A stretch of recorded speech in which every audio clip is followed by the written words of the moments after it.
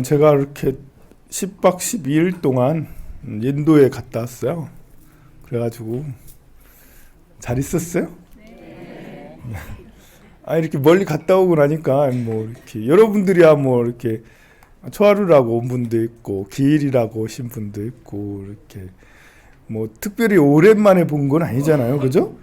아주 오랜만에 본 사람도 있겠지만 근데 저는 느낌이 또 달라요.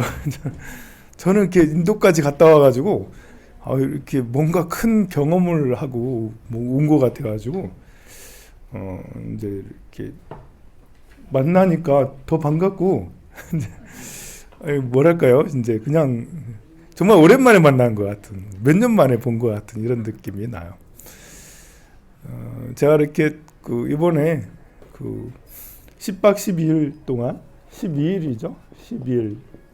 12일간의 이제 이런 순례를 여러분들한테 같이 가는 사람들한테 이렇게 얘기했어요. 12일 동안은 여러분들이 이제 새로 태어나는 거다. 12일절 한국에서는 전생이고 이제 비행기를 타고 그럼 3도하를 넘어서 죽어가지고 인도로 딱 델리 공항에 딱 도착하면 새로 태어나는 12일짜리 삶, 열이틀간의 삶을 새로 받는 거다.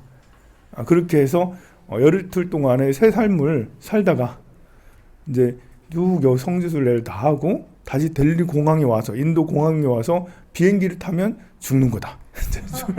다시 죽고 다시 한국의 인천공항에 딱 떨어지면 다시 또 태어나는 거다 라고 그렇게 얘기를 했어요.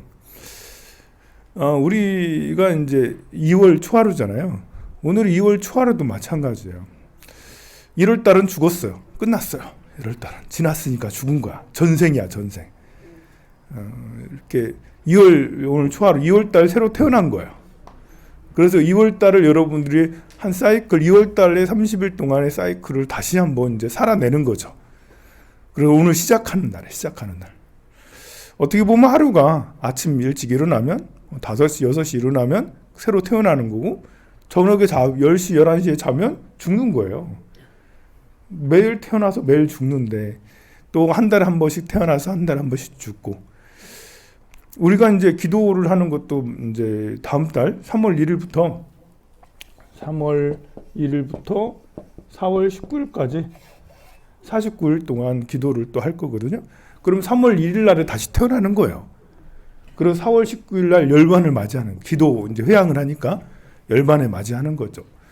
이 49일간의 기도가 이제 정말 이제 의미 있고 세고 막 이렇게 하면 그러면 이제 가피를 무한히 받을 수가 있죠. 우리가 인도 순례에 갔을 때 8대 성지를 갔어요. 정말 의미 있고 대단히 인상적이고 감동이 굉장히 컸어요. 고되기도 했지만 힘들기도 했어요. 그렇게 인도 버스는 타면 이게 마이크 음질도 안 좋고요. 좀 목이 더 아파요, 목이. 그리고 이 털털털털 거리는데 도로는 많이 좋아졌어요, 인도가. 그런데 이게 엔진 소리가 너무 크고 이게 급정거를 잘해. 가다가 푹 쓰고 이래. 한 10시간씩 뭐 이렇게 오후 1시, 2시 출발했는데 밤 11시 반 도착하고 뭐 이렇게. 밤 11시 반 도착하면 그 다음날 새벽 3시 모닝콜하고 4시, 5시 나오고 막 이래.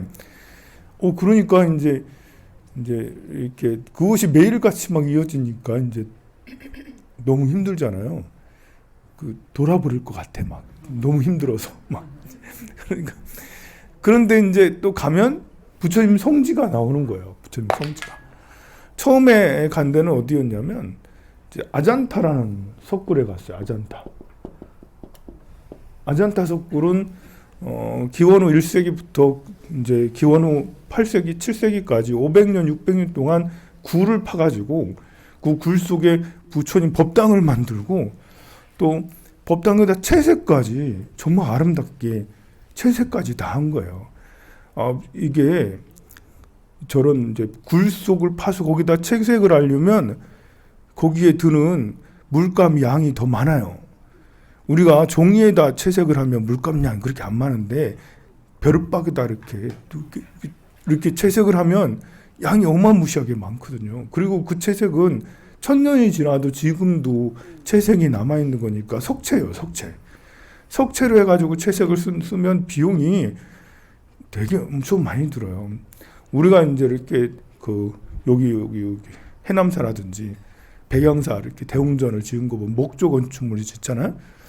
근데 법당에 한 10억 들여서 지으면 한 3억 정도는 그 채색 단청한 거예요, 단청. 백양사 단청은 한 5억 이상 들었을 거예요. 그게 칠보 단청, 금무로 단청한 것보다 더 많이 들거든요. 우리가 생각하면 그냥 집 하나 딱 목조 건축물로 딱 지으면 다 끝나는 것 같지.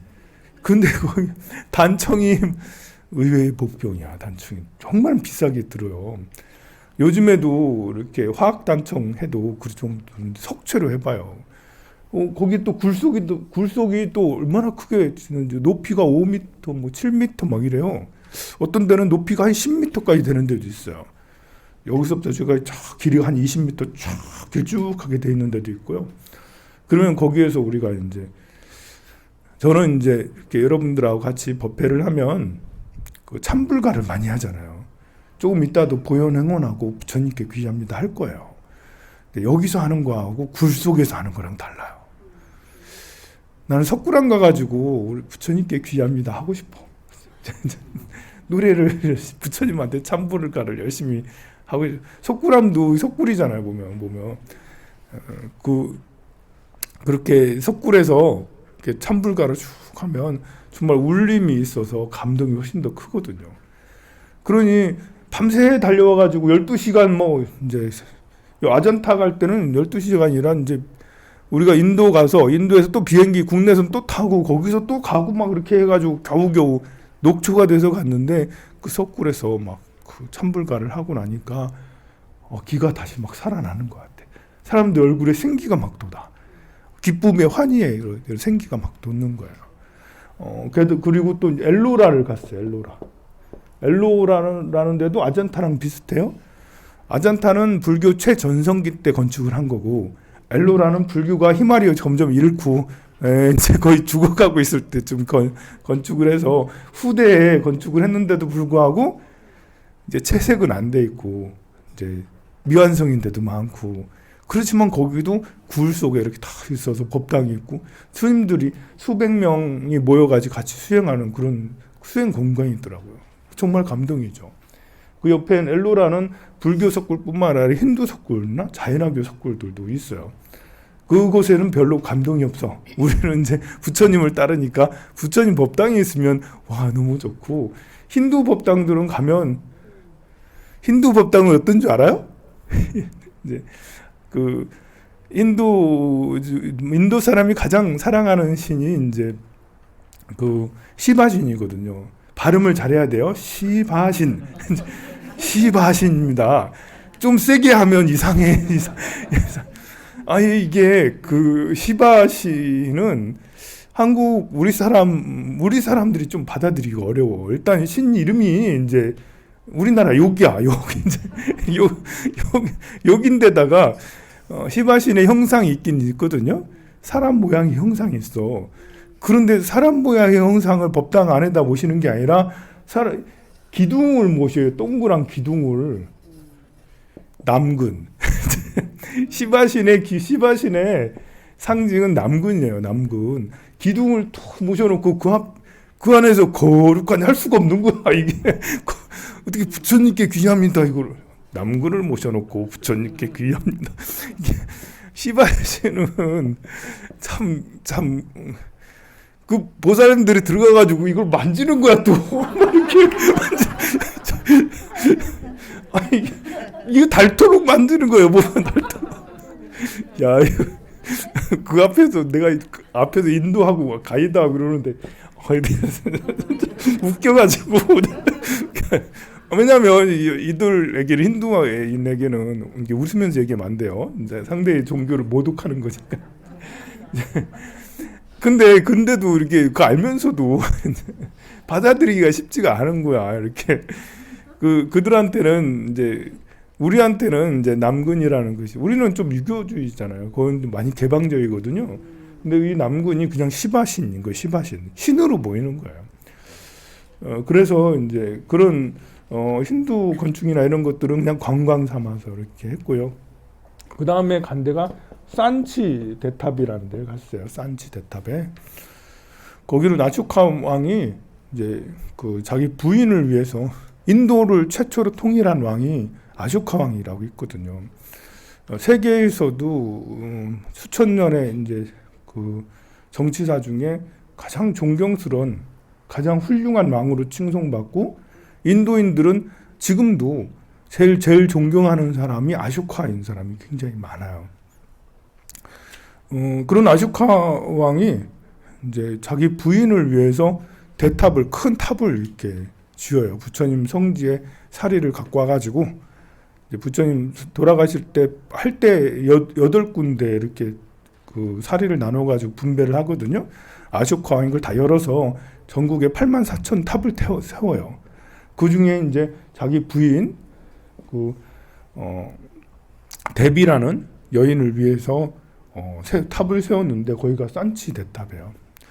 거기 인도 돈 200루피 뒤에 보면 산치 대탑이 이렇게 잘 그려져 있어요. 새겨져 있어요. 거기서도 이렇게 거기는 수행하는 수행처소이거든요. 그래서 수행하고 있는 수행처소, 또 부처님 사리탑, 사리불 마하모칼라나 같은 이런 분들의 또 이렇게 탑도 같이 있고 막 그렇게 해요. 이런 데 가면 다 폐허죠. 엘로라도 아잔타도 다 폐허예요. 하지만 거기가 부처님 2000년 전에 1500년 전에 성지였고, 수행하는 스님들이 모여 수행을 했고, 또 부처님의 법향은 3000년이 지나도 5000년이 지나도 없어지지 않고 그대로 남아있기도 하거든요. 그러니까 우리한테는 가면 이렇게 접속 딱 되는 거죠. 접속이 콜 딱 들어 이제 전화 딱 되면 연결이 되잖아요. 그런 것처럼 우리도 그곳에, 우리는 불자적 마인드를, 부처님 제자니까 부처님 제자로서 그곳에 가면 부처님의 그런 가오가피랑 연결이 탁 돼서 너무 이제 큰 에너지를 받고 너무 기분이 좋은 거예요. 산치 대탑도 참 인상적이었습니다. 여기서 이제 이렇게 와 진짜 10시간 넘게 11시 반에 도착해서 11시 반에 저녁 먹었다니까. 식성이 좋아서 저는 아주 잘 먹었습니다. 더 막 살찌고 더 그랬어요. 인도 카레가 정말 맛있어요. 옛날에는 이제 한 20년 전에는 인도 카레를 먹으면 약간 역한 게 있었거든요. 근데 지금은 이렇게 인도가 세계화가 많이 돼서 커리를 인도식의 강한 향이 사라지고 우리나라 커리 맛하고 크게 다르지 않아요. 우리나라 커리 먹을 수 있으면 그거랑 약간 다른 맛인데 역겹지가 않거든요. 그런데도 나만 좋아해. 30명이 갔는데 나만 커리 좋아하고 다른 분들은 여전히 김치 먹으려고 김치 싸갔거든요. 특히 콩잎을 많이 싸갔는가 봐. 매 끼니 때마다 콩잎이 나와. 저는 이제 그거보다 인도 커리가 맛있었습니다. 여기에서 이제 드디어 이제 샹카시아를 가서 샹카시아. 이제부터 8대 성지가 나오는 거예요. 부처님 여러분들이 이제 그 불자로서 꼭 가야 될 곳은 4대 성지죠. 4대 성지. 8대 성지 말고 4대. 4군데. 4대 성지면 어딜까요? 부처님이 태어난 룸비니. 그 가필라 성의 룸비니를 부처님 태어난 곳을 꼭 가야 돼요. 가보면 알아. 가보면 왜 오라고 해야 되는? 왜요? 부처님도 열반경에 그를 말씀하셨거든요. 우리 제자들이 어떻게 해야 됩니까? 부처님이 가고 나시면 어떻게 해야 됩니까? 그러면 이제 그 많은 사람들은 이렇게 자등명, 법등명을 얘기하죠. 스스로 마음을 등불로 삼고 법을 등불로 삼으면서 열심히 게으르지 말고 열심히 정진해라. 이렇게만 생각하는데 그 말씀만 하신 게 아니에요. 열반경에 보면 부처님께서는 그 불제자로서 꼭 가야 될 네 곳이 있다. 라면서 네 곳을 부처님이 태어나신 곳, 부처님이 성도하신 곳, 부처님이 깨달음을 이루신 곳, 부처님이 열반한 곳. 이곳이 우리의 부처님이 태어나신 곳이구나. 이곳이 완전한 성자가 출가한 곳이구나. 이곳이 완전한 성자가 열반에 든 곳이구나. 깨달음 얻은 곳이구나. 설법을 처음 한 곳이구나. 라면서 내 신앙을 거기서 확인하는 거예요. 여기서 부처님이 진짜 태어나셨구나 이러면서 태어나신 곳에 가서 여기가 완성한 자, 세상을 육도윤회에서 벗어난 자가 여기서 태어나셨구나 라고 그런 느낌을 이렇게 그 의미를 탁 새기면 진짜 그 에너지가 확 들어와요.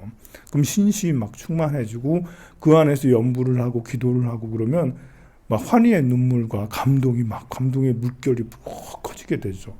이것이 이제 차오르는 벅찬감, 차오르는 신앙심, 차오르는 어떤 선열이라 할 수가 있어요.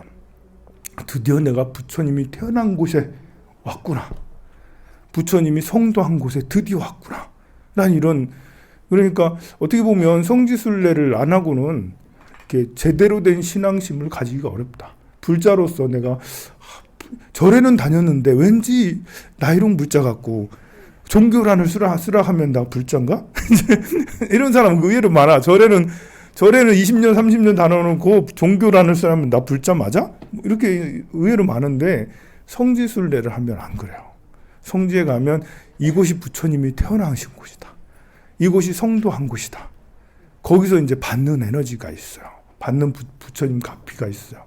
그러면 이제 나는 정말 부처님 제자 맞아. 근데 성지순례를 하더라도 이걸 기억하지 않고 이걸 뜻을 모르고 그냥 관광하듯이 하는 성지순례도 있어요. 보면 그게 좀 안타까운 거예요. 인도까지 가가지고 몇백만 원을 들여가지고 참 8대 성지 다니기 힘들거든요. 그런데 그냥 여기가 부처님이 태어나신 곳이다 하고 뚝 둘러보고 오고, 여기가 부처님이 열반하신 곳이다 뚝 둘러보고 오고, 이러면 관광처럼 돼가지고 이렇게 불자적으로 부처님 제자로서 이런 것이 별로 안 생겨요. 근데 저는 이제 이번에 다니면서 12일 동안 새로 태어났다.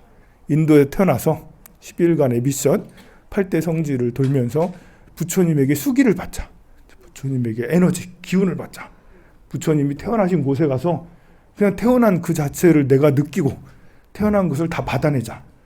근데 이게 목표였어요. 같이 30명이 같이 간 사람들을 모두 다 룸비니에서 수기를 받고 보드가에서 다 수기를 받고 또 쿠시나가라요. 열반하신 곳에 또 녹야원에서 수기를 다 받게 하자.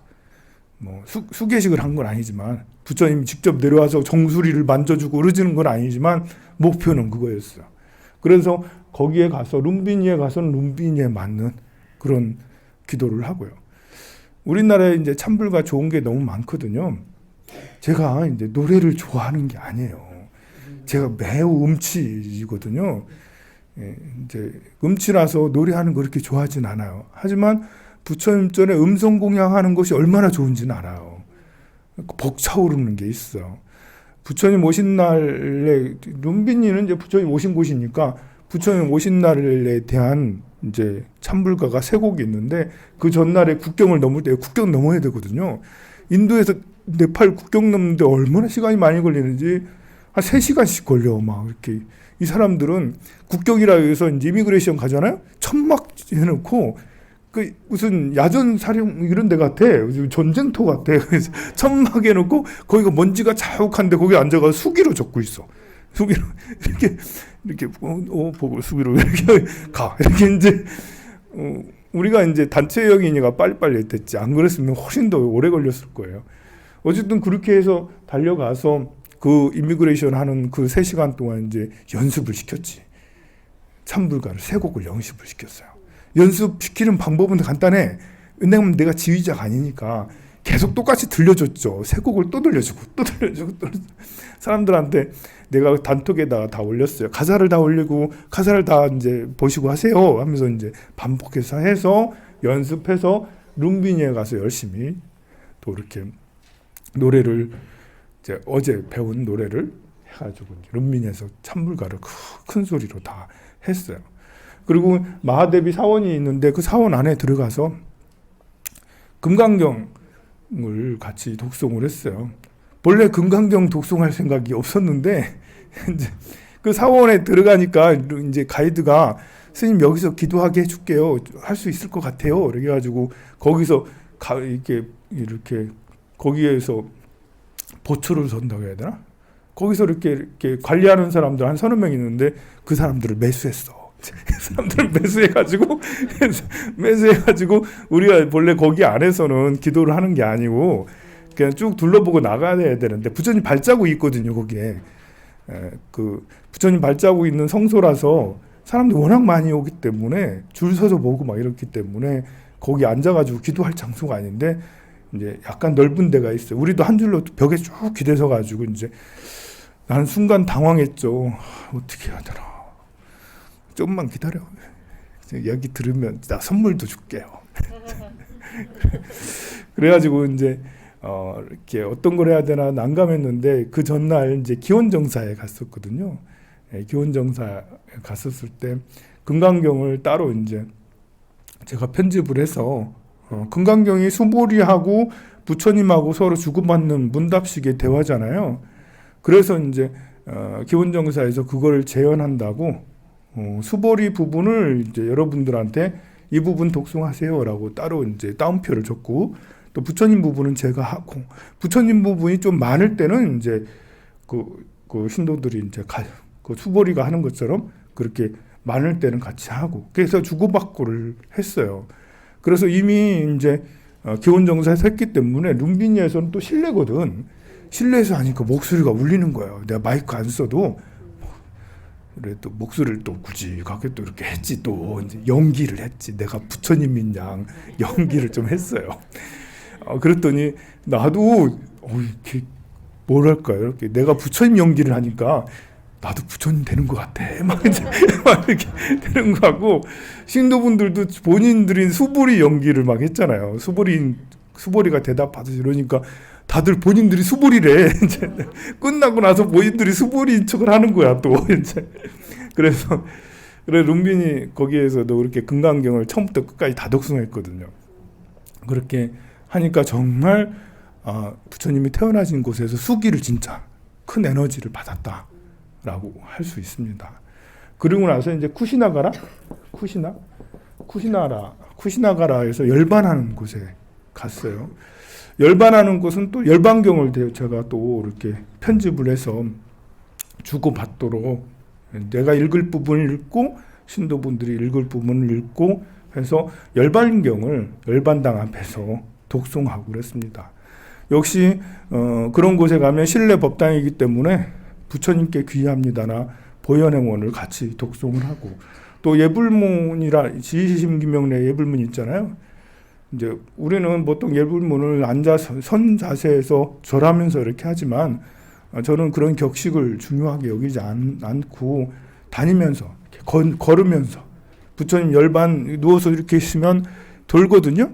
부처님을 도는데 돌면서 이제 예불문을 막 이렇게 하면서 돌고 또 보현응을 하면 돌고 부처님께 귀합니다 하면 돌고 그래서 열반당에 쿠시나가라 열반당에 가서 부처님께서 열반하신 뜻을 기억하고 부처님 열반은 굉장히 중요하거든요. 부처님이 태어나는 것도 중요해요. 이게 제가 10박 12일 동안 새로 태어났다라고 그랬잖아요. 프로그램이 돌아가는 거야. 인도 성지순례 딱 태어나서 거기부터 이제 시작하자마자 인천공항에 딱 들어가는 순간 프로그램이 돌아가는 거죠. 물론 이제 준비하는 몇 개월 동안은 내가 다음 생에는 이걸 해야겠다 이렇게 되는 거고요. 우리가 이제 49일 동안 예수제 생전 예수제 지내는 것도 마찬가지예요. 제가 막 준비하고 있고 여러분들한테 광고하고 있어요. 우리 다음 생엔 이 생에 여기 태어나면 이거 할 거라고. 부처님이 딱 태어나면 부처님도 새로운 인생을 받는 거죠. 부처님 인생에서 전환점들이 있어요. 태어나는 거 그리고 출가하는 것도 새로운 전환점이에요. 출가하기 전과 출가한 후가 인생이 다르잖아요.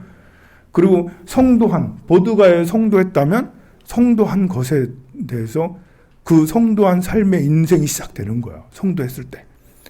그리고 이 부처님이 무엇보다 또 중요한 게 초전 법륜이에요. 처음 법을 설했을 때. 이제 우리가 부처님이 태어나고 부처님이 돌아가시고 부처님 깨달은 게 중요한지는 알아. 근데 처음 설법이 과연 중요한가?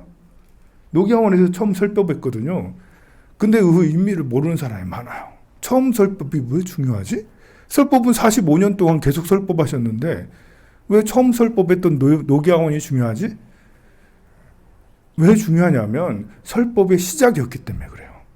설법이란 프로그램, 45년 동안 설법이란 프로그램이 있는데 부처님이 태어나시고 열반하시고 성도하신 이런 것들은 하나의 그 어떤 그 태어나고 열반 이런 거는 이제 그 상황이에요, 상황. 내용이 아니에요. 태어나셨다? 돌아가시고 열반하셨다? 깨달음을 하셨다? 이것은 상황이지 내용이 아니거든요. 내용은 설법이거든요. 부처님의 가르침이에요. 가르침을 열반에 들지 않고 성도한 보드가에서 열반에 들지 않고 거기서 300km 떨어진 곳을 걸어서 열흘 동안 걸어가지고 300km 떨어진 곳에 가서 자기 제자들 5명의 비구들한테 설법을 처음 한 거. 그리고 설법을 해서 성공했어요. 부처님이 깨달음 얻으시고 바로 열반하시려고 했어요. 그러니까 돌아가시려고 했어. 속칭 자살이지. 이제 거룩한 이름으로 열반이지. 부처님은 그 성도하시고 나서 그 자리에서 인멸에 드시려고 했어요. 그냥 깨달음 얻었으니까 내가 성취 다 했다 해서 그 꼴깍 이렇게 됐을 수도 있어요. 그런데 그때 이제 범천이나 재석천이 나와가지고 설득을 하는 거예요. 제발 좀 설법을 해주세요. 부처님이 처음에는 나 설법 안 할 거야. 아무리 생각해도 너네들이 못 알아들어. 너네들은 도저히 알아들 수가 없어. 중생이 내가 이렇게 깨닫고 나니까 이건 알아들 수 있는 게 아니야. 그래서 안 할 거야. 근데 다시 또 요청하고 또 요청해서 결국은 혹시나 그래 알아들을 수 있는 사람이 있을 수 있겠지. 착한 사람이 있으니까. 여기도 착한 사람 많잖아요. 그래서 이제 오비구에게 5명의 비구에 가서 했는데 된 거예요. 며칠 동안 계속 설득하고 설법하고 이렇게 해서 안 한다 꼰단냐가 처음으로 깨달음을 이룬 거예요.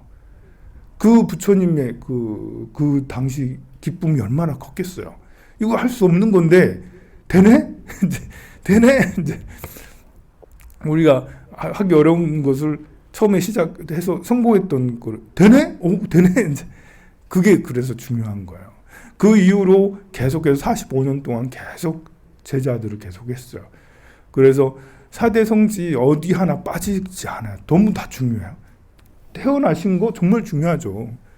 그리고 성도가 없었으면 부처님의 성도가 없었으면 우리의 만남도 없어요. 우리 이렇게 만날 일이 없죠. 또 부처님이 설법을 했다면 제자도 없는 거예요. 설법을 안 했으면. 열반은 건 돌아가시는 거거든요. 돌아가시는 게 우리 부모님 돌아가시는 거하고 부처님 돌아가신 게 달라요. 우리 부모님 돌아가신 거는 저 세상에 가셔서 다음 생을 또 태어나신 거예요. 근데 부처님의 열반은 불법이여 영원하여라요. 부처님의 가피여 영원하여. 부처님이 있었을 그 당시뿐만 아니라 그 이후도 우리가 부처님을 추억할 수 있고 부처님에게 기도를 하는 것은 열반이 있기 때문에 그래요. 우리가 공자님한테 기도를 하진 않잖아요. 예수님한테 기도하는 게 아니거든요. 기독교인이 하나님한테 기도하지 예수님한테 기도하는 게 아니에요. 예수님은 돌아가셨어. 예수님이 무슨 특별한 힘을 내려서 뭐 하는 게 아니에요. 예수님보다 하나님한테 이렇게 하는 거예요. 예수님을 있게 한 하나님한테 기도하는 거잖아요. 기독교가 알라신한테 기도하지 마호메트한테 무함마드에게 기도하는 게 아니거든. 알라신한테 하지. 근데 우리는 부처님한테 하잖아요. 왜 그러냐면 열반에 드셨기 때문에 그래요. 돌아가신 게 아니라 열반에 드셨기 때문에 부처님이 영원해지신 거예요. 가오가피가 무한대로 커지신 거예요. 그래서 열반이 하나하나 중요하지 않은 게 없어요. 그 말고도 이게 4대 성지고요. 여기에 더 추가하면 부처님이 어머니를 위해서 설법을 했던 그곳이 있어요. 하늘로 올라가서 설법을 했는데 하늘에서 내려온 장소가 있어요. 그 장소가 쌍카시아라는 곳이에요. 부처님의 실력을 보여주신 거예요. 사시면서 설법 말고도 설법의 방법 중에 여러 가지가 있는데 그 중에 신통력을 보여주시는 게 설법의 방법이기도 하거든요. 쌍카시아로 내려오셨기 때문에 그게 신력이다. 부처님의 실력이다. 또 부처님이 기원정사가 옆에 있는 스라바스티에서 실력을 또 보여주셨는데 외도들이 자꾸 부처님 별거 아니야. 저 젊은 애가 좀 약간 혁신을 갖고 와서 잘생겼잖아. 부처님 잘생겼거든요. 외모 봐. 너무 멋있잖아. 외모에 사람들이 다 빠져서 저렇게 하는 거지. 부처님 별로 이렇게 실제 알자는 없어. 자꾸 비방하는 사람들이 너무 많았던 거예요. 그러던 차에 이제 외도들이, 다른 종교인들이 부처님한테 도전장을 내밀어요. 또 그 당시 왕도, 바자의 왕도 부처님을 안 믿고, 부처님 한번 겨뤄보시죠? 근데 이 사람들 한번 겨뤄보세요. 봐야지, 눈으로 직접 봐야 될 것 같아요. 해서 사람들하고 신통 경쟁을 했어. 누가 더 센지. 애들처럼 이제 그렇게 하는 거야. 근데 부처님께서 어떤 신통을 보여줬냐면, 갑자기 이제 야 망고 씨앗을 갖고 와라 해서 망고 씨앗을 받으시더니 망고 씨를 뿌리는 거예요. 근데 망고가 그 자리에서 싹이 나도 막 무럭무럭 자라는 거예요. 막 크는 거 5m씩 막 크는 거예요. 그러더니 망고 뭐 잎이 무럭무럭하고 꽃이 피고 꽃이 지면서 망고 열매가 달리고 망고가 노랗게 익는 거예요. 세상에. 그 잠깐 동안에 같이 신통 경쟁하고 있는 그 사이에 망고 열매까지 따먹을 수 있을 정도가 된 거예요. 그러더니 노란 망고가 갑자기 부처님으로 화연하는 거예요. 그래서 망고마다 부처님들이 앉아 계시는 거예요. 모든 사람들이 와 저런 신통은 보다 처음 본다. 책으로도 보지 못한 신통이다. 뭐 이러면서 다들 놀라고 있을 때 부처님이 사라졌어요. 실종됐어. 어디 갔지? 금방 우리가 저렇게 망고나무를 보고 있는 차에 없어졌네, 사라졌네. 그때 이제 옆에 있는 이제 목갈라나 목련존자가 신통제일이거든요. 사람들이 목련존자만 보면서 아, 부처님 어디 계실까요? 신통력 좀 발휘해서 좀 알아봐 주세요. 그래서 목련존자가 이렇게 산매에 들어서 보니까 부처님이 하늘로 올라가신 거예요. 그래서 어머니에게 설법을 하시는 거예요. 그리고 어머니에게 90일 동안 설법을 했어요. 그리고 내려온 곳이 상카시아고 올라간 곳이 천변만화라고 해서 이렇게 기원정사 옆에 그 천변 그 신통 보여진 그런 자리가 있어요. 거기가 이제 성지예요. 8대 성지 중에 두 개의 성지예요. 또 부처님이 이제 그 바이샬리에 가면 원우복밀이라고 해서 그 원숭이가 부처님한테 공양을 올리는 꿀 공양을 올린 게 있어요. 축생도 부처님한테 꿀 공양을 올린다.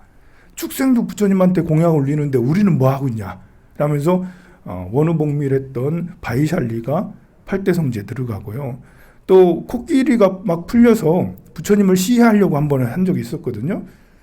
데바다타가 반역을 일으켜서 막 시해하려고 했었는데 그때도 역시 이제 부처님께서 코끼리가 막 몰려오다가 갑자기 부처님 앞에 딱 서더니 부처님한테 절을 했어요. 술 취한 코끼리였거든요. 그것이 이제 8번째 성지인 거야. 그래서 성지 중에 4대 성지는 부처님의 일대기랑 관계가 있어요. 태어나시고 열반하시고 깨달음 얻으시고 그리고 처음 설법하고 무슨 신통이 있는 건 아니고 거기에 4개가 더해져서 8대 성지인데 이 8대 성지는 부처님의 실력이 있는 곳이에요. 그래서 우리는 부처님의 상징적인 네 군데 가서 수기를 다 받고 에너지를 최대한 받으려고 다 받아왔고 또 실력이 서린 그곳에서도 경전을 독송하고 또 상카시아에서는 천도제도 지냈어요. 우리 부모님을 생각하면서 천도제도 지내고 다 이렇게 해서 그 많은 신통들이 있던 이런 곳에서도 신통을 다 받아오려고 노력했습니다. 그래서 여기에 며칠 만에 왔지만 그게 깊은 인상이었기 때문에 거기서 그렇게 하고 와가지고 여러분들을 보니까 너무 반가운 거예요. 반갑습니다, 여러분. 네. 우리가 이제 3월 1일부터 4월 19일 동안 생전 예수제도 최대한 부처님 성지순례 한 것처럼 저도 최대한 노력해서 뽕을 다 뽑아야 돼. 49일을 다 뽑아서 그거를 엑기스를 다 마실 수 있도록 여러분들하고 같이 노력하도록 하겠습니다. 오늘 2월